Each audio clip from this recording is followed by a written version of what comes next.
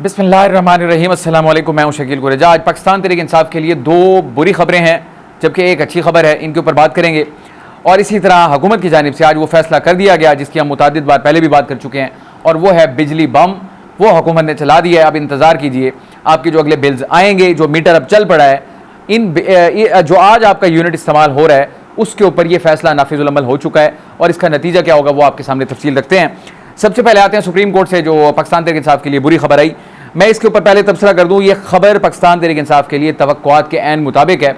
उसकी वजह यह है कि पाकिस्तान तहरीक इंसाफ जस्टिस काजी फाइज ईसा साहब के ऊपर मुतअद्दिद बार अदम एतमाद कर चुकी है। गो कि आज अदालत के अंदर भी उनके वकील की जानिब से अदम एतमाद का इजहार किया गया, लेकिन इसको अदालत की जानिब से मुस्तरद कर दिया गया। और फिर फैसला वही आया जो पाकिस्तान तहरीक इंसाफ तवक्को कर रही थी, यानी उनको ये तवक्को है कि फ़लाँ जगह से उनके लिए ये फैसला आएगा, तो आज वही फैसला आया। तो मैं आता हूँ केस के ऊपर। केस में हुआ क्या, आपको याद होगा पंजाब के अंदर 2 इलेक्शन ट्रिब्यूनल्स बने थे और उसके बाद फिर एक लाहौर हाई कोर्ट के अंदर एक दरख्वास्त गई थी। उस दरख्वास्त का जो फैसला आया था जस्टिस शाहिद करीम साहब की जानिब से, उस फैसले के तनाजुर में 6 और जो इलेक्शन ट्रिब्यूनल है वो तश्कील पाए और उसका नोटिफिकेशन जारी किया गया था।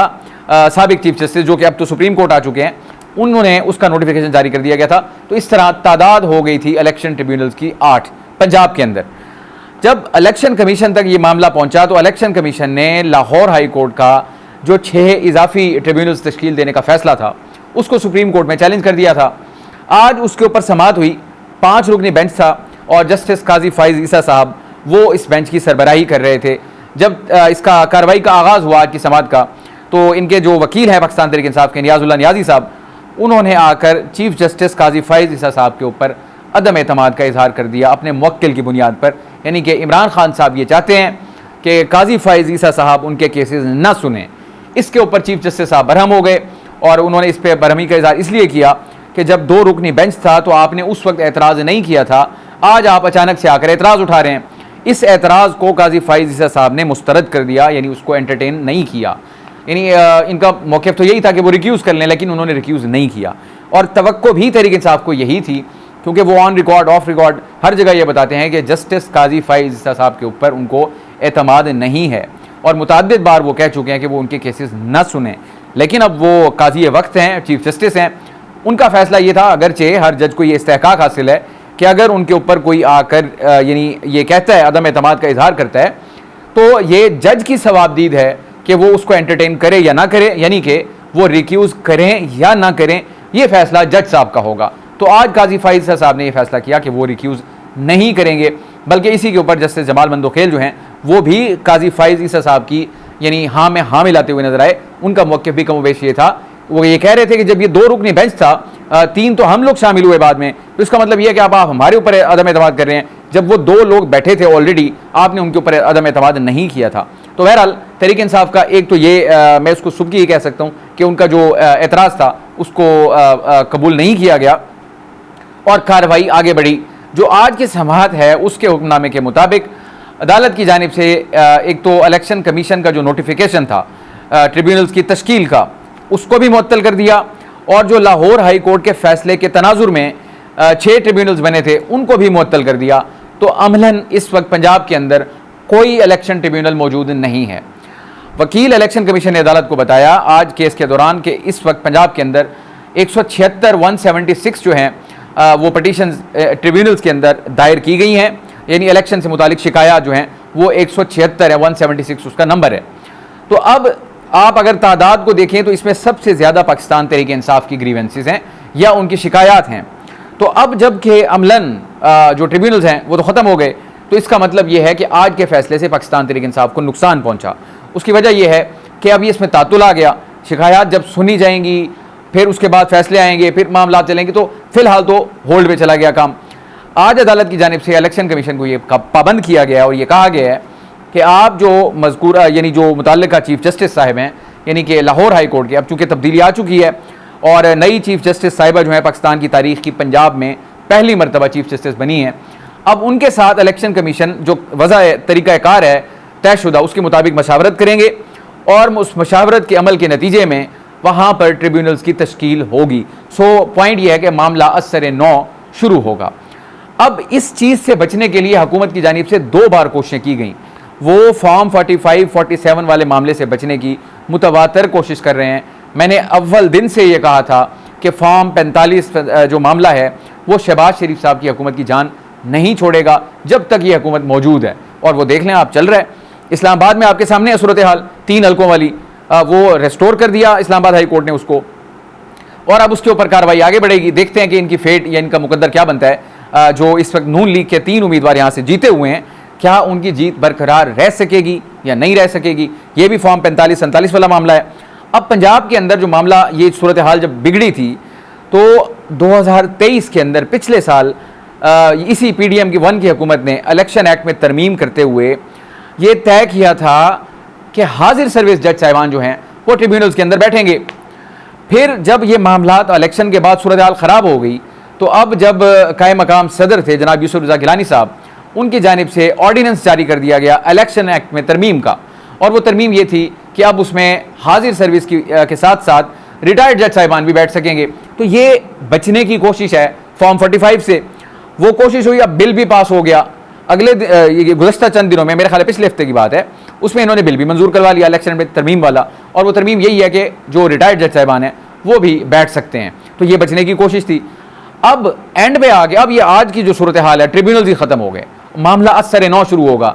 लेकिन उसमें दिलचस्प नुकता यह है कि वो जो दबंग चीफ जस्टिस साहब थे जो इधर आ गए अब इस्लामाबाद के अंदर, वो तो आ गए सुप्रीम कोर्ट में, अब वहाँ पर नई चीफ जस्टिस साहिबा तैनात हो गई हैं। सो पॉइंट ये है कि वहाँ पे इंतज़ामी ढांचा जो है वो भी तब्दील हो गया लाहौर के अंदर। तो ये अब चीज़ों को अगर आप जोड़ के, कड़ियों को मिला के देखें कि ऑब्जेक्टिव्स को अचीव करने के लिए मामलात किस तरीके से, फॉर्म 45, 47 का मामला आया, आपने 1 साल पहले तरमीम की थी, फिर अचानक आपको ऑर्डिनेंस जारी करना पड़ गया, ऑर्डिनेंस के बाद आपने ट्रिब्यूनल्स को चैलेंज कर दिया, ट्रिब्यूनल्स को चैलेंज किया, अब सुप्रीम कोर्ट का फैसला आ गया, ट्रिब्यूनल्स ही फिलहाल ख़त्म हो गए, असर नौ बनेंगे। फिर वहाँ से जो चीफ जस्टिस साहब थे वो इस्लामाबाद आ गए, सुप्रीम कोर्ट, वहाँ पर तब्दीली आ गई। उसके बाद आपने इन बिटवीन दरमियान में इलेक्शन एक्ट के अंदर तरमीम भी, उसका जो बिल है तरमीमी, वो भी मंजूर करवा लिया। सो ये वो सारी कोशिशें हैं, और ये ऐसा नहीं है कि पहली बार हो रही हैं, ये कोशिशें मुख्तलिफ शक्लों में हर इलेक्शन के बाद हर हुकूमत को करनी पड़ती हैं। अफसोस इस बात का है कि आज भी वो सारी कोशिशें, यानी हमारा कोर्स जो है पॉलिटिकल कोर्स, अगर आप हिस्ट्री को इस पर तायराना नज़र भी डालें तो आपको वो रिपीट होता हुआ नज़र आ रहा है। हमारे एक टीचर हैं मोहतरम, वो ये कहते थे गलती ज़रूर करें लेकिन नई गलती करें, गलती एक ही गलती को ना दोहराएं। और हमारे यहाँ ये मुसलसल एक साइकिल है जिसमें हम घूमे जा रहे हैं और घूमे जा रहे हैं। बहरहाल हुकूमत के लिए, पंजाब में बिलखुसूस नून लीग के लिए, उनके लिए तो ये अच्छी खबर है, उनके लिए तो ये अच्छा फैसला है कि सुप्रीम कोर्ट ने फिलहाल मामला ही निपटा दिया। जब तश्कील होंगे, मशावरत होगी, बनेंगे, शिकायत दायर होंगी, सुनी जाएंगी वगैरह वगैरह, फिलहाल वो प्रोसेस लंबा हो गया, तो उनके लिए सुख का सांस है। और पाकिस्तान तहरीक इंसाफ के लिए जो खबर है वो कोई अच्छी नहीं है, क्योंकि उनकी तो ख्वाहिश है कि जल्दी सुना जाए, जल्दी फैसले हों और जो भी सूरत हाल हो वो वाज़ेह हो, लेकिन उसमें तातुल आ रहा है, अदालती महाज हो वहाँ भी। आज देख लें, दूसरी खबर मैं आ जाता हूँ, बुरी जो इनके लिए दूसरी खबर आज रही, आपको पता है कि इनका पाकिस्तान तहरीक इंसाफ का जो अंदरूनी चैलेंज है वो शिद्दत इख्तियार तो कर चुका है, इसमें तो कोई शुबा नहीं है, अब तो वाज़ेह तौर पर बातें आ रही हैं सामने। इसी तनाजुर में आज इमरान खान साहब ने तलब कर रखा था दोनों ग्रोहों के कुछ लोगों को कि वो दोनों की बात सुनकर उसके बाद शायद किसी फैसले तक पहुंचेंगे। यानी कि ये एक अहम तरीन मूव थी इमरान खान साहब की जानिब से, जो आज की मीटिंग उनकी होनी थी तो वो उसमें से कोई नतीजा निकलना था, जो बंद बांधना था, जो इस वक्त अंदर महाज खुला हुआ है उसको। लेकिन वो बंद तो क्या ही बांधते, उनके आगे बंद बांध दिया हुकूमत ने। उन्होंने अपना जो उनके इख्तियारात हैं इंतज़ामी, उनको इस्तेमाल करते हुए आज मुलाकात की इजाज़त ही नहीं दी।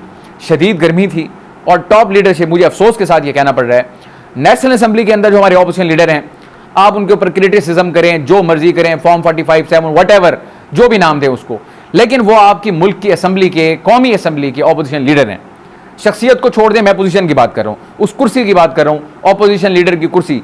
आज ये हुकूमत उनके साथ ये अमल कर रही है, कल आपके साथ ये होगा तो आप शिकायत करने की पोजीशन में नहीं होंगे। ये वो बदकिस्मती है जो पिछले दौरे हुकूमत में भी जारी थी, जो आज भी जारी है और जो मुझे लगता है आइंदा भी जारी रहेगी, क्योंकि आज आपने कुछ नहीं सीखा तो क्या तवक्को करें, अगले दौरे हुकूमत में तब्दील हो गया। तो पंजाब कौमी असम्बली के ऑपोजिशन लीडर उमर अयूब साहब गर्मी के अंदर, धूप के अंदर, इस शदीद मौसम के अंदर वहाँ पर इंतज़ार कर रहे हैं, लेकिन उनको इजाज़त नहीं दी जा रही।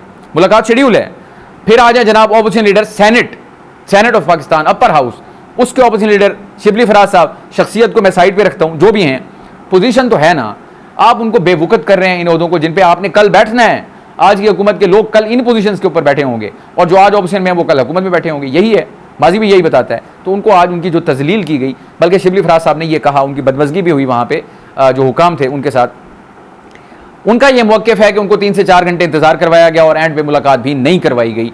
यानी एक तो उनकी बड़ी क्रिटिकल मीटिंग थी, वो कैंसिल हुई। आपने जो तजलील की, आप अपने ईवान का तकद्दुस ईवान वाले खुद पामाल करते हैं। ये हुकूमत ईवानों के अंदर बैठी है ना, ईवान की कस्टोडियन वही हैं। अगर वो अपने MNAs और MPAs, और ठीक है वो अपोजिशन बेंचेस पे हैं, अगर उनकी तजलील करेंगे तो कहाँ गया ईवान का तकद्दुस? कल आपने अपोजिशन बेंचेस पे बैठना है, कल आप बैठे थे, जो आपके साथ इन्होंने किया था वही आज आपके साथ कर रहे हैं, और जब कल ये आएंगे तो ये आपके साथ वही करेंगे। तो आज उनको तजलील करके वहाँ से जनाब वापस आना पड़ा, उनकी मुलाकात नहीं करवाई गई। तो वहाँ पे गुफ्तगू हुई। उमर अयूब साहब बड़े नाला थे, बड़े गुस्से में थे। शिबली फराज साहब बड़े शदीद गुस्से में थे। शानदाना गुलजार साहिबा, शहरियार अफरीदी साहब, ये भी वहाँ पे थे। तो इन सब की जानिब से गुफ्तगू की गई। एक कॉमन नुक्ता था कि हम सब मुत्तहिद हैं, इकट्ठे हैं, हमें कोई अलग नहीं कर सकता, पाकिस्तान तहरीक इंसाफ में हैं और पाकिस्तान तहरीक इंसाफ में रहेंगे। ये उनका वहाँ से पैगाम था, और मुलाकात के बगैर इनको वापस आना पड़ा। और ये टॉर्चर उसके लिए भी होता है जो जेल के अंदर मुंतज़िर था मुलाकात के लिए, यानी कि इमरान खान साहब, और आपने अपने जो भी तरीक़ाकार है इस्तेमाल करके उनको मुलाकात की इजाज़त नहीं दी। तो ऑब्वियसली एक टॉर्चर तो होता है, इसमें कोई शुबा नहीं है। एक तरफ वो महाज है जिसको वो एड्रेस करना चाह रहे हैं, और आपने बीच में महाज के दरमियान एक और महाज खड़ा कर दिया। ना मुलाकात होगी, ना डिस्कस होगा, ना मसला हल होगा। तो फिलहाल तो उसमें तातुल आ गया, हुकूमत इस हद तक कामयाब हो गई, लेकिन पाकिस्तान तहरीक इंसाफ के लिए ये कोई अच्छी खबर नहीं थी आज की। अब आता हूँ मैं बिजली वाले मामले के ऊपर। बिजली जनाब, जिसको इन प्रैक्टिकल टर्म्स कहा जाता है, रियल टर्म्स जो कहा जाता है कि बिजली के झटके, आज हुकूमत ने बिजली का वो झटका आवाम को दिया है, यानी मैं भी उसमें शामिल हूँ, आप भी शामिल हैं, हम सब। तो वो मेरा ख्याल है कि कौम की चीखें जो निकल रही हैं ना, अब वो 7वें आसमान पे जाएंगी जब ये बिल्स आएंगे हमारे। आप मुझे बताइए किस कदर बचत कर सकता है कोई इंसान? क्या पंखे बंद कर दें, इस मौसम में मर जाएं, फ्रिज बंद कर दें, क्या करें? सबके घर AC नहीं है, अगर हो भी तो चला नहीं सकते। पंखे तो चलने दें, लेकिन मुझे नहीं लगता कि हुकूमत हमारे पंखे भी चलने देगी। मैं आपकी तफसील के ऊपर आता हूँ। जो बिजली वाला मामला है, जो बिजली बन के गिरेगा, मामला इसका यह है कि IMF के साथ मामला जो तय हुए हैं, उसके बाद ये शराइत हैं, कंडीशन है, हुकूमत को माननी भी पड़ रही हैं, इनकी मजबूरी भी है। इन मजबूरियों के तहत नेपरा की तरफ से पहले फैसला आया कि बिजली का जो बुनियादी टैरिफ है उसमें 5 रुपये 72 पैसे फ़ी यूनिट तक का इजाफा किया जाएगा। नेपरा ने मंजूरी दे दी, विफाकी काबीना को भेजा, आज काबीना का इजलास हुआ और काबीना ने भी उसकी मंजूरी दे दी। मंजूरी का मतलब, काबीना का मतलब यह है कि हुकूमत पाकिस्तान ने इस इजाफे की बाकायदा मंजूरी अब दे दी है, और अनाउंस भी कर दिया है वज़ीर तवानाई अवैस लगारी साहब ने सेनेट के अंदर कि इसका जो इतलाक़ है वो 1 जुलाई से हो चुका है। सो पॉइंट मैं आपको ये अर्ज़ कर रहा हूँ, आज है 4, 1 जुलाई से आपके मीटर के ऊपर जो रीडिंग चल रही है उसके ऊपर इसका निफाज हो चुका है। तो आपको जो बिल मौसूल होगा अगला, यानी 1 जुलाई से ऑनवर्ड्स वाला, उसमें ये शामिल होगा। अब वो मैं आपको थोड़ा सा रख देता हूँ, उसमें है क्या। उसमें पहली बात तो यह है कि 5 रुपये 72 पैसे फ़ी यूनिट बुनियादी टैरिफ जो है उसका इजाफा किया गया है। अब आ जाएं उसकी स्लैब्स के ऊपर, क्योंकि स्लैब्स हैं। अब बुनियादी टैरिफ में जो इजाफा है स्लैब्स के हिसाब से वो 3 रुपये 95 पैसे से लेकर 7 रुपये 12 पैसे फ़ी यूनिट तक मंजूर किया गया। यानी कुछ लोग ऐसे होंगे, कुछ ब्रैकेट स्लैब्स ऐसी हैं जिनके लिए इजाफा होगा 3 रुपये 95 पैसे, यानी कि 4 रुपये समझ लें। कम से कम इजाफा 4 रुपये है एक यूनिट के ऊपर, हर यूनिट के ऊपर, और ज़्यादा से ज़्यादा है 7 रुपये 12 पैसे हर यूनिट के ऊपर।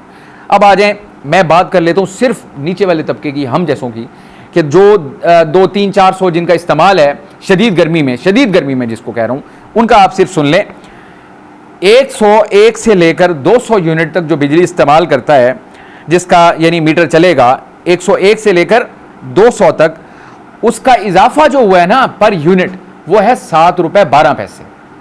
एक यूनिट के ऊपर 7 रुपये 12 पैसे। इससे कम तो मेरा नहीं ख्याल कोई इस्तेमाल करता होगा। इससे कम तो वही है कि आप छोड़ दें खाली मीटर ना, यानी बल्ब भी उतार दें, पंखे भी बंद कर दें, मोटर भी बंद कर दें, कुछ भी ना करें, तो फिर आप बच सकते हैं।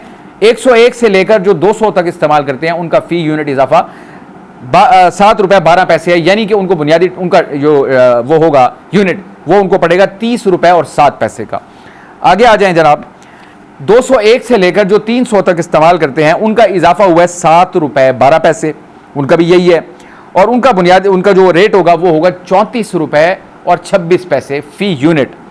अब आ जाएं जनाब माहाना 301 से लेकर 400 तक, उनका इजाफा जो फ़ी यूनिट है वो है 7 रुपये और 2 पैसे, और उनको यूनिट मिलेगा 39 रुपये और 15 पैसे पे, और ये बतदरीज आगे जारी है। यानी 400 से लेके 500 तक, फिर 500 से लेके 600 तक, इसी तरह 600 से 700 तक। मैं चले उनकी बात नहीं करता, शायद वो बड़े लोग हों। मैं आपको जो आखिरी है वो बता देता हूँ।